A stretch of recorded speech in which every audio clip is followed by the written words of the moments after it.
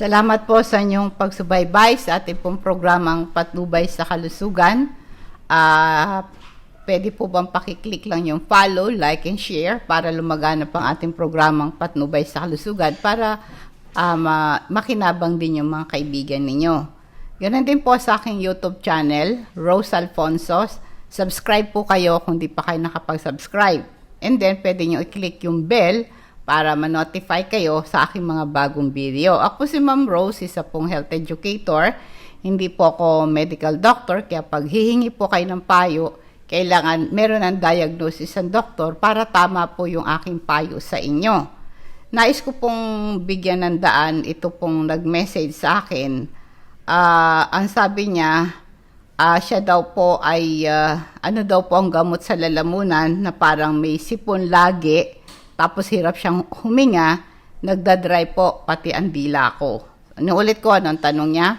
Ano po ang gamot sa lalamunan na parang may sipon lang, tapos hirap huminga, pati ang aking dila ay nanunuyo?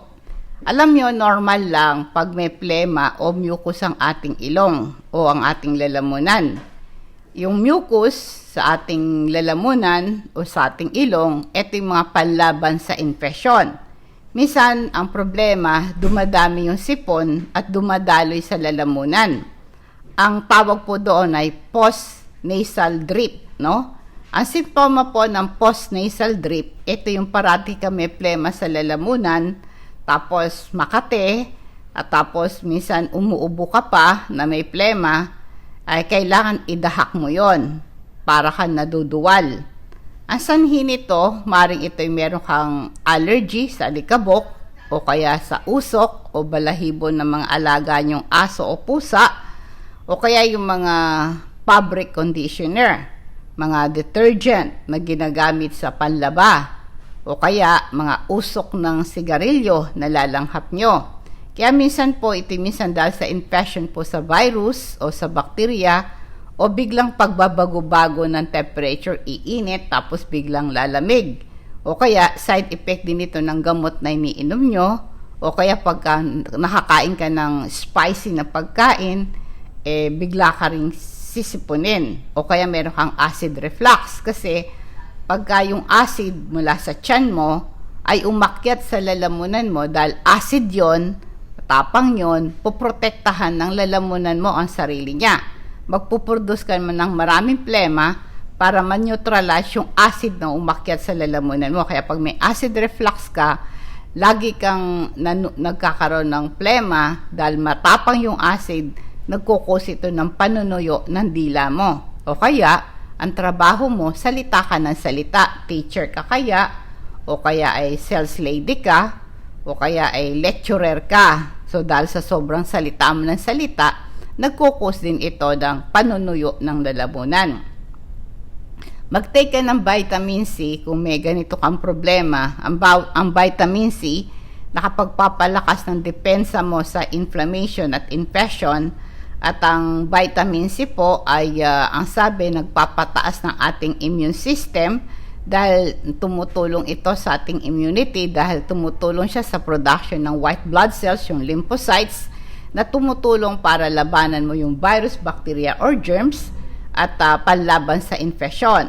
Kaya pag meron kang sipon, itry mo na mag-take ka ng vitamin C, no? Mabibili po ito katulad halimbawa yung kalamansi.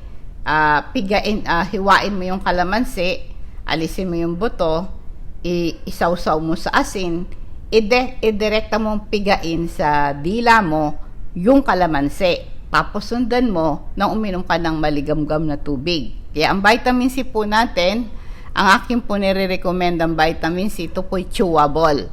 Na ibabad mo sa dila mo yung vitamin C, pagka ito'y natunaw na, inom ka na ng tubig para ma-neutralize yung acidity nun. Magiging alkaline yon dahil po ang ating laway kasama ng vitamin C, pag ininom mo ng tubig, magiging alkaline po yung vitamin C. Mabibili ito po sa atin sa Lagman Building, kanto ng Blumentritt at Rizal Avenue. At ito po ay nasa ibaba tayo ng Blumentritt LRT Station. May 7-Eleven sa ibaba po ng building at merong security guard doon, si Moss, pwede kayong bumili sa kanya. Duty siya doon Sunday up to Friday, 8 to 4 po ng hapon. O kaya, pwede kayong magpa-deliver sa LBC o kaya mag-chat lang kayo sa aking Facebook page, Patnubay sa Kalusugan. Sabihin niyo yung pangalan, address at cellphone number at kung ano yung mga product na gusto yung pa-deliver. Pag ang sa Metro Manila, ang shipping fee ay 160, and then siyempre sa probinsya, Bisaya at Mindanao, tumataas na po ang shipping fee nito dahil sa layo. Pwede kayo magbayad ng COD o kaya sa GCash, no? 'Di ba sabi nyo, parati ka may plema sa lalamunan, Makati yung lalamunan mo. Pagka meron kang postnasal drip, ganon, nuubo ka sa gabi na may plema na kailangang idahak. Kaya ito, minsan dahil sa plema, nakabara doon, nagkukos ito, umabot na ng buwan. Ito'y tinatawag na dating talamak na ubo or chronic cough na ito. Alam mo, yung chronic cough, hindi ito sakit. Ito po'y health problem na resulta nito na mayroon kang ibang health condition. Paalala po, ano po ba yung health condition na yon? Bakit di ka nawawala ng ubo, ng plema? Paalala po sa Sansera Oil. Pagka kayo po ay may sipon, congested yung lungs mo, ang gawin mo lang sa Sansera Oil, di magpakulo ka ng tubig, isang basong tubig, ilagay mo sa maliit na lalagyan, tapos patakan mo ng kalahati o isang kutsarita o kalahating kutsarita ng Sansera Oil. Hayaan mong kumulo, konti lang, yung konting apoy lang, singhutin mo yon. Magsuhog ka ng towel para makuha mo lahat yung usok, ganon, singhutin mo. Pag sininghut mo yung Sansera Oil na nandun sa tubig, pinakulo mo, nakakaginhawa po ng ilong, yung mabisa yan sa sipon, sa sinusitis, sa ubo, pamamalat, at saka yung mabigat na dibdib. Steam mo lang yan. Maganda rin po yan sa sakit ng ulo, i-massage mo, sa sinisikmura ka, sa arthritis, pinupulikat, pananakit ng kalab ng pati dysmenorrhea, pati varicose vein, yung pong ating Sansera Oil. Available po ito sa atin sa Lagman Building. Ano po ba dahilan? Bakit ka nga inuubo? Alam mo, ang throat, ang lalamunan natin, ito ay sensitive part ng ating katawan. Very sensitive ang lalamunan. Yung lining ng ating lalamunan ay ito po ay nakakasensya ng touch, temperature, taste, and position. Kaya yung mga senses na to ay mararamdaman mo pag humihinga ka at kumakain ka. Alam mo yung throat natin, yung lalamunan natin, responsible yan sa pagpasok ng pagkain doon. Responsible din siya sa pagpasok ng hangin papunta sa baga natin. Okay, be sure wag kang mabulunan. Ang main job po ng ating lalamunan, pinapanatili yung daanan ng hangin na safe at clear para makahinga ka. Yung ubo, ito isang either na voluntary or automatic. Ang coughing, isang method para yung panatilihing healthy ang katawan mo. Kasi pag umuubo ka, ito ang paraan para alisin mo yung mga bacteria or virus nasa katawan mo. Kaya nga po yung coronavirus, mabilis itong kumalat. Pag ito'y naiubo mo, ito'y nasa hangin. At pag ikaw ay malapit do sa taong inuubo, pwede kang kapitan. Kaya ang ubo ay nananatili itong miserable pagka ikaw ay talagang masyado kang nagpuproduce ng maraming plema. Importante, hanapin mo ang dahilan bakit ka inuubo para ito'y mawala. Kaya po yung causes ng chronic cough na ito ay dahil meron kang ibang medical condition. Nakalink ito sa chronic cough, no? Kasama po yung respiratory problem. Paalala mo na po sa ating activated charcoal, ito effective natural remedy as a home treatment sa digestive problem. Kung ikaw ay na food poison, nagtatai ka, nagdadiarrhea ka, kinakabag ka, sinisikmura at digay ka ng digay, maasim ang sikmura mo, may bad breath ka, para iwas tetano sa sugat mo, iwas infection, o nakagat ka ng aso o pusa, para yung virus ay hindi kumalat sa ating katawan, pagkagat sa'yo o pagkasugat sa'yo to avoid tetano, hugasan mo kaagad ng tubig at sabon. Matagal na hugasan mo ng tubig at sabon, tapos patuyuin mo, tapos langgasan mo ng agwaksinada o hydrogen peroxide, tapos lagyan mo ng himag oil, tapos patakan mo ng charcoal powder. Ang charcoal powder po natin, ito'y potent natural treatment, inaalaw para ma-flush palabas sa katawan mo yung toxin para hindi ito ma-absorb. Ito'y very safe and effective treatment sa poisoning and drug overdose, and reduce bloating and prevent hangover, tanggal ang pagkalasing mo pag umiinom ka ng activated charcoal. Basta inom ko at 3 activated charcoal 2 hours before breakfast. Once a day ka lang iinom. Pero pagka bigla may nalason, anytime. Bawa, kumain ka, bigla ka bloated, sakit ng tiyan mo, nalaso ka, inom ka kagad right there and there. Bawa, kumain ka, tas para kang nagpalpitate yung heart, pwede kang uminom agad ng activated charcoal para ma-absorb yung cholesterol sa sa bituka mo. Ang dahilan kaya ubo ka ng ubo, baka may hika ka. Kasi po yung hika, ito po'y napupuno ka ng plema. Kaya kinakapos ka ng hininga. Nagkakaroon ka ng wheezing sound. Kaya kapag meron kang breathing difficulties, ito'y dahilan po sa talamak na ubo or chronic cough. Kaya ito'y maaring meron kang uri ng asthma or allergy, kaya ka nagkaroon ng chronic cough, ito po'y at dahilan. Ang isang dahilan din po kaya may ubo ka ng ubo ay dahilan meron kang bronchiectasis. Yung bronchiectasis na to, ito'y condition na ang ubo mo dahil maraming mga plema na build up sa lung tissue mo at ito ay lumapot ng husto, no? O kaya meron kang bronchitis. Ang bronchitis, ito po yung asanhin ng pag-ubo mo dahil ito'y namaga yung bronchial tube, yung nag-increase yung mucus production mo. Kaya pwedeng ang dalawang uri po ng bronchitis, acute or chronic. Meron pong sakit na chronic obstructive pulmonary disease, yung tinatawag nating COPD. Ito actually nagre-refer sa respiratory tissue, kasama po yung chronic bronchitis and emphysema, no? Nag-collapse yung mga supot ng hangin sa baga mo dahil sa sobrang paninigarilyo mo o na-expose ka sa chemicals na pinagtatrabaho mo tulad po halimbawa ng asbestos. Paalala po sa Super B Complex. Ito po ay combination ng essential B vitamins, tumutulong para mag-provide sa iyo ng energy. Ang Super B Complex, ito ay composed ng 8 B vitamins, B1, B2, B3, B5, B6, B7, B8, B9, B12, ay wala palang B8, B7, B9, and B12. Itong mga vitamin B complex na to, ito sumusuporta para makaiwas ka sa infection, para magkaroon ka ng healthy cell, para hindi ka maging anemic, magkaroon ka ng growth ng red blood cells for your energy level, for your good eyesight and good digestion and healthy brain function, healthy appetite, proper nerve function, and for cardiovascular health and muscle tone. At ito daw po ay proven na ma-improve ang function ng nervous system mo, na prevent yung seizure, headache, and Parkinson disease. It boosts your energy level. Pag kulang ka sa Super B complex, madali inagkukos ito ng chronic fatigue, no? Okay, ito po mga upper respiratory condition tulad ng trangkaso, flu, pneumonia, and cold sa coronavirus. Ito'y ma-infection, nagkukos ito ng pag-ubo, na pag ito'y tumagal, ang sabi ito mga viruses, pwedeng atakihin yung ilong, yung lalamunan, pati yung sinuses mo.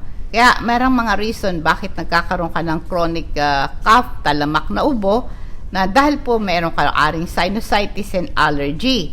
Kaya ito po yung mga problem na ito, nagkukos ng upper respiratory infection mo. Nagkakaroon ka ng postnasal drip. Itong drip na ito, na-feel mo na nangangati yung lalamunan mo, dapat ma-drain ito. Itong pagkati na to ay usually nagkukos ito ng dryness ng lalamunan mo. Paalala po sa lecithin, ito'y panlaban sa dementia or pagiging ulyanin. Ito'y brain food, nagpiprevent ang deterioration ng mental capacity mo.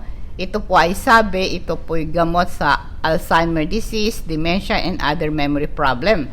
Anti-aging din po ang lecithin, at saka ito rin po pantanggal ang pagiging makakalimutin at saka yung madaling mainis o magalit. At fat burner din siya para hindi lumaki yung tiyan at puso natin. Mag-take ka ng lecithin umaga at gabi. Di ba pag tumatanda tayo, mihina ang ating metabolism. Kung gusto natin lumakas sa metabolism natin, mag-take po tayo ng lecithin, no? Kaya ngayon, pagka meron kang postnasal drip, lagi kang barado ilong o kaya stuffy nose, ito kumakati ang likod ng lalamunan mo, kinakapos ka ng hininga at nagkaka-heartburn ka pa. Ito po yung kaya yung dahak ka ng dahak para maklear nga yung lalamunan mo, di ba? Meron tayong bagong produkto, itong natural coffee flavor. Ito po'y gulay kape. Kape galing sa gulay. Ito po'y galing sa pechay, radish, sa Baguio beans, sitcharo, ampalaya, cauliflower, carrots, garlic onion, young corn, beetroots, celery, brown rice, cucumber, lettuce, kalabasa, cabbage, ganon din po sa young coconut creamer and stevia. Yan po ang natural sugar nun. Masarap po siya. Ako po hindi minom ng kape, pero nung natry ko po ito po ay wala siyang caffeine, no? Hindi siya coffee beans. Magiging normal ang pagdumi mo sa umaga. Palinis siya ng colon dahil mayaman siya sa fiber. Meron siyang soluble fiber. Masarap siya at hindi nagpapalpitate yung heart mo pag ininom mo to. Pwede mo siyang inumin sa umaga para di ka gutumin, energetic ka the whole day. Natural energy drink siya. Hindi siya nagkukos ng hyperacidity, hindi ka sisikmurain. Kaya kung kayo po may acid reflux, nire-recommenda ko po sa inyo na mag-inom kayo nitong ating gulay kape, coffee from vegetable. Nag-neutralize ng yung acidity dahil sa taas ng kanyang alkalinity. Mataas, ito po'y antioxidant. Ito po'y available po ito sa atin sa Lagban Building. No? So, kung nais nyo pong magkaroon nito, pwede nyo po kong i-chat sa aking Facebook page, Patnubay sa Lusugan. Pwedeng i-deliver ito sa inyong tahanan. Ano po ba yung natural remedies dito sa postnasal drip? No? Maraming tubig ang inumin mo para lagi kang nagsisip ng tubig. Sabi mo nga, nanunuyo yung dila mo, di ba? Sip ka lang ng tubig, no? Wag yung inom, lagok-lagok ka lang ng tubig. Maraming tubig the whole day. Tsaka sabi ko, mag-vitamin C ka. 'Di ba? Sabi ko, yung chewable vitamins natin, ilagay mo sa dila mo. Pagkatapos, pwede kang, ang nasabi ko kanina, yung kalamansi, pigain mo yung, hiwain mo yung kalamansi, alisin mo yung buto, sausaw mo sa asin, idirekta mo pigain yung kalamansi sa dila mo. Tapos sundan mo ng pag-inom po ng tubig. Yung sabi ko rin kanina, mag-steam inhalation ka. Yung kumukulong tubig, lagyan mo ng sansera oil, langhapin mo, malaking tulong po ito sa inyo. Tsaka mag-gurgle ka ng tubig. Sa isang maligamgam na basong tubig, maglagay ka ng kalahating kutsarita ng asin, kalahating kutsarita ng baking soda, lagyan mo ng isang kutsara ng white vinegar. I-gurgle mo yan 3 times a day, mawawala yung panunuyo ng dila mo, no? Tsaka kailangan ng sabi, maaring nakukuha mo itong problema mo na to, baka due to allergy. Sa mga malinis, dapat lagi ang bedroom mo. Malinis yung kumot mo, yung unan mo, pundang unan mo, malinis lagi yan. Kasi yung mga dust mites, yan po ang nagkukos ng allergy. At saka maligo ka bago ka matulog ng warm bath para mawala yung alikabok o mga pollen sa buhok mo at saka sa balat mo at saka magpalit ka ng damit, no? Yan, dapat malinis ang katawan mo, no? Yan po yung mga nagdudulot ng allergy. At saka pag natutulog ka, taasan mo yung unan mo sa pagtulog. Pataasan mo kasi pag mababa, magbabara yung ilong mo at nahirapan kang huminga. Itaasan mo yung unan mo sa pagtulog mo. Kung itong mga lahat ng itong payo ko, hindi ka pa rin guminhawa, magpa-check up pa sa doktor. Baka meron kang ibang health problem. Tulad po na sabi ko, pag may acid reflux ka, nagko-contribute yan sa hindi ka nawawala panunuyo ng throat at saka ng dila mo nanunuyo, maaring ito'y sanhi ng acid na gagaling sa tiyan mo. Paalala po sa ating pure hemagol, it is another herbal oil. Ito'y maganda sa lahat ng sakit sa balat, eczema, anan, buni, galis, mabahong paa, kadugat ng insekto. Hindi ka kakagatin ng lamok pag pinahid mo to sa balat mo. Napakabisa nito sa pantal. At pag bigla kang nangate, lalo na pag diabetic ka, pag kinamot mo, time will come, lalaki yung sugat. Pag kinamot mo, ay pag lagi mong kinakamot, magsusugat yan. Ang gad mong gawin, kaskasan mo kagad ng himag oil. Maganda yan sa mga na-infect, na ingrown. Maganda yan, i-massage mo sa leeg na may goiter para hindi siya lumaki sa ating kulani at sa ating pong tonsillitis, no? Maganda yan sa mga nagnanaknak na sugat, skin rashes, allergies, psoriasis, at sa mga patay na kuko or merong fungal infection yung kuko nyo para mamatay yon, no? Ay, inulit ko po, damihan nyo yung tubig na iniinom nyo para mabaklas yung plema, ma-reduce yung blockages, ma-reduce yung panganib sa infection at sinusitis, no? Itong paraan ng pag-inom po ng tubig, pampaimpis ng mga plema. Inom ka, meron ka dapat adequate amount of liquid sa bawat araw. Inom ka rin ng ginger tea, yung ating luya, no? At saka itong ating gulay kape. Uminom ka, mainit-init, itong warm coffee na yan, ito'y makakapag-alis din ng bara sa lalamunan mo. Nakaka-relieve din ito ng congestion at naalis din po yung sakit ng lalamunan mo. Alam mo, ang pwede mo rin gawin pag nagbabara ilong mo, may ubo ka, meron ka meron kang shower. Ako po kasi sa aking paliligo, meron kaming shower, hot and cold, no? Siyempre yung tubig, di ba? Sasahurin ko yung tubig, ihaharang ko sa ilong ko, ganon, babagsakan tubig dito, automatic pinapapasok ko yung tubig ko sa ilong ko. Pag pumasok yung tubig sa ilong ko, automatic lalabas din yon. Ito'y magandang paraan, parang nasal irrigation ang tawag doon. Isahod mo yung kamay mo sa tubig, sa gripo, hayaang kusang pumasok po yung tubig sa ilong mo, kusa din lalabas yan. Yan po'y mabisang paraan para mawala yung dryness ng iyong lalamunan at para mawala yung mga plemang nakabara sa ilong mo, no? Paalala po sa calcium magnesium, ito po'y supplement na nakakapagpalakas ng ating buto, nagpapamaintain ng healthy cardiovascular system, at mag-transmit ng nerve impulses. Ang calcium po, nagre-regulate ng ating muscle function, nagpe-prevent ng muscle cramps. Ito ang susi para maiwasan yung vertigo o pagkahilo and osteoporosis. Nakakatulong po, documented na ito po, pampatulog, tumutulong siya sa pag-release ng melatonin. Kasi po yung melatonin, ito po ay tinatawag nating naturally hormone na responsible sa masarap na tulog. Ang calcium magnesium din po ay gamot sa acid reflux, pang-control ng GERD. Ito rin po ay antacid dito. Available po ito sa ating Silagman Building. Nuulit ko, kung meron kayong sipon, i-try yung ubo, talamak na ubo, iwasan yung usok ng sigarilyo. Itong mga chemical sa sigarilyo, nakakairita sa nasal passages, it leads to coughing, no?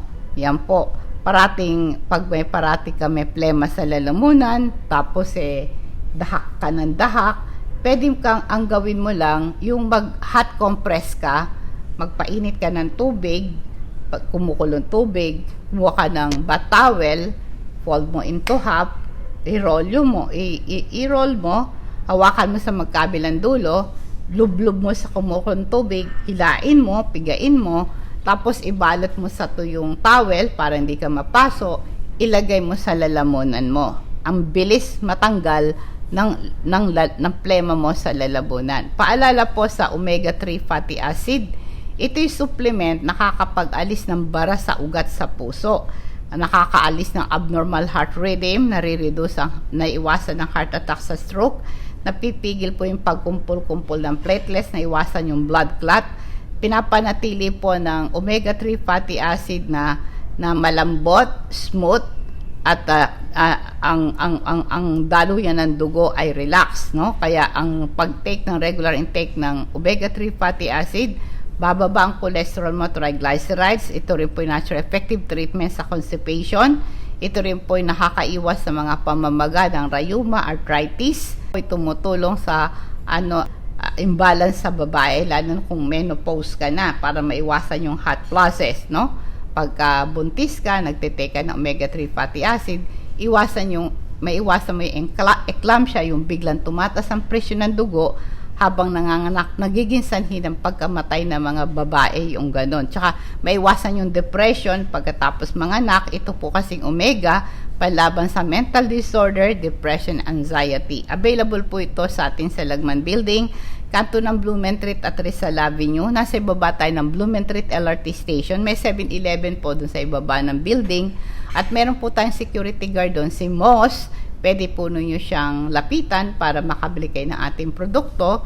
Duty po siya doon Sunday up to Friday, 8 to 4 po ng hapon. O kaya pwede po kayo magpa-deliver tayo sa LBC para ibigay nyo lang yung pangalan, yung address at phone number. I-ano nyo lang po ako, i-chat nyo lang ako, no, sa aking Facebook page, Patnubay sa Kalusugan. Sabihin nyo yung pangalan, address at phone number at kung ano yung items na orderin nyo. Meron lang po yung shipping fee sa Metro Manila ay 160. Sa mga probinsya, Visayas, Mindanao, tumataas po yung kanilang shipping fee, no? Patuloy nyo po akong subaybayan sa ating Patnubay sa Kalusugan. Paki-click lang po yung follow, like, and share. Ganon din po sa aking YouTube channel, Rose Alfonso. Click nyo po yung subscribe kung di pa kayo nakasubscribe. O kaya din po, pindutin nyo yung bell para ma-notify kayo na meron po akong bagong video, no? Ako po ngayon ay dadako tayo sa ating food for thoughts. Ano po itong food for thoughts natin? Are you troubled? No? Ano po ba yung mga salita ng Diyos na magpapalakas ng ating pananampalataya sa panahon na tayo po ay may troubled mind, no? Ang sabi po, the Lord is my light and my salvation, whom shall I fear?